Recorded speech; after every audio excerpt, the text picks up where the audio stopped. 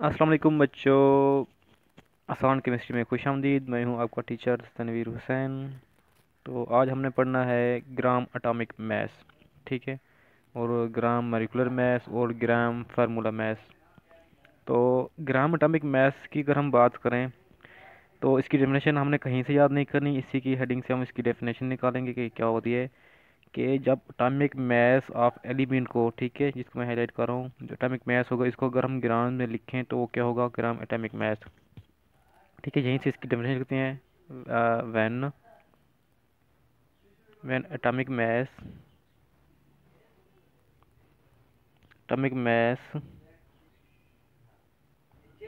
Is written in grams is called as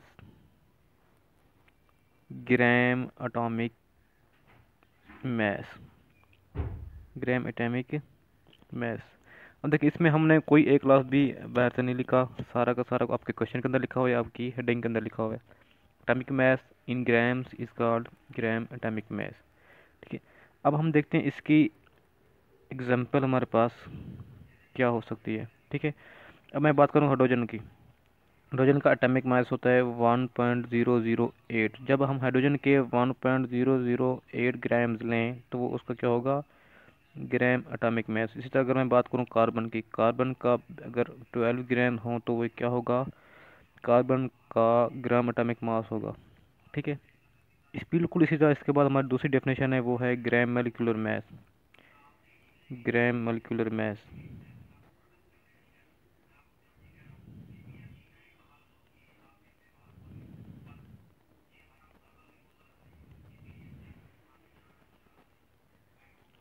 gram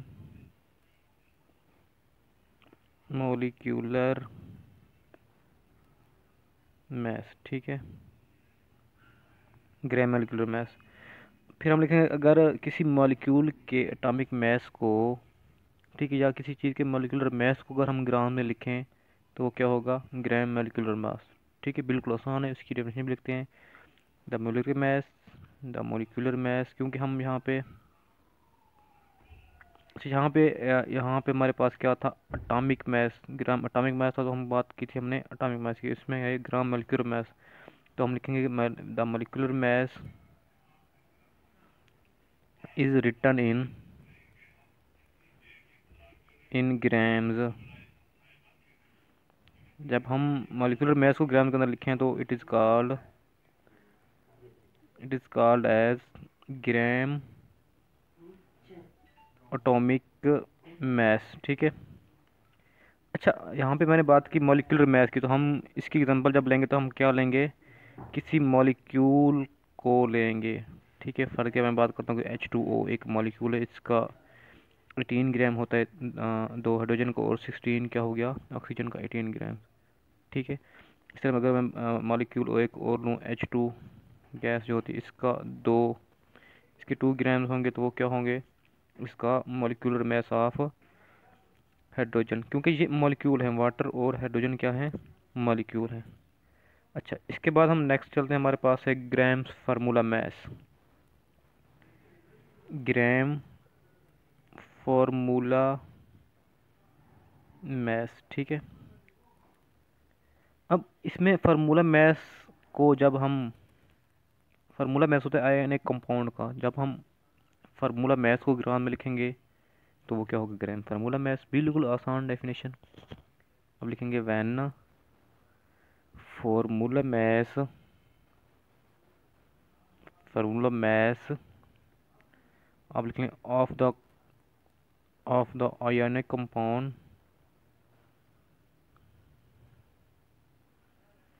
is written in grams,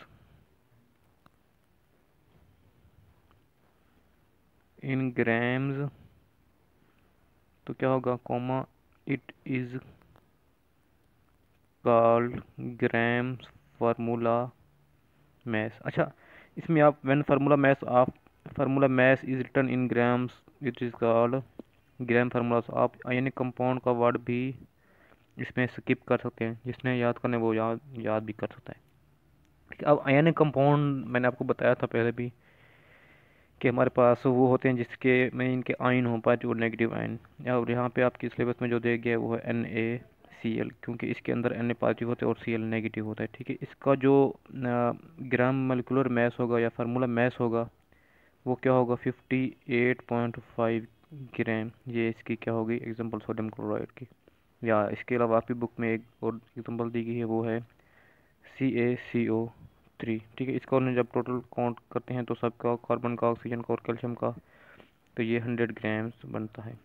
ये है उनका formula math. ठीक है। तो ये तीन जो हमारे पास डेफिनेशन है ये आपकी शॉर्ट क्वेश्चन में आती है। ठीक है, और इसकी आपने डेफिनेशन और इसकी एग्जांपल इसके आपस में आपने इसको याद करना है। बिल्कुल आसान है, कोई मुश्किल नहीं इसमें। अच्छा, इसके बाद हमारे पास आता है एवोगैड्रो नंबर एंड मोल। ठीक है, हम देखते हैं एवोगैड्रो नंबर क्या होता है। एवोगैड्रोस नंबर, ठीक है। अच्छा, एवोगैड्रो नंबर हमारे पास ऐसा नंबर है जो कि किसी बहुत बड़ी क्वांटिटी को स्टडी करने के लिए हम इसको यूज़ करते हैं, कि नंबर ऑफ पार्टिकल्स किसी मोल के अंदर या किसी मॉलिक्यूल के अंदर, किसी कंपाउंड के अंदर कितने मॉलिक्यूल हैं। क्योंकि वो नंबर बहुत ज़्यादा होता है इसलिए हम उसको एक नंबर से शो करते हैं जिसको हम कहते हैं एवोगैड्रो नंबर। ठीक है, इसकी डेफिनेशन क्या होगी, द नंबर, कौन सा, 6.02 10⁻23 ऑफ पार्टिकल्स, के इतने particles present in a mole of a substance.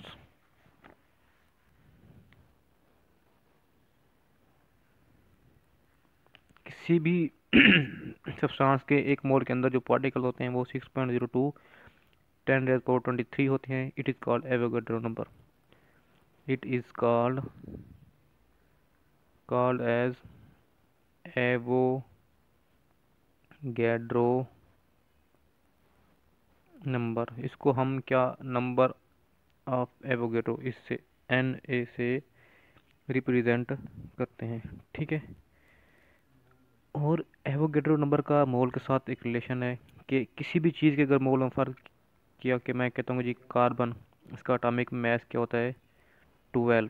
अगर कार्बन के हमारे पास 12 ग्राम्स हैं तो वो कार्बन का एक मोल होगा।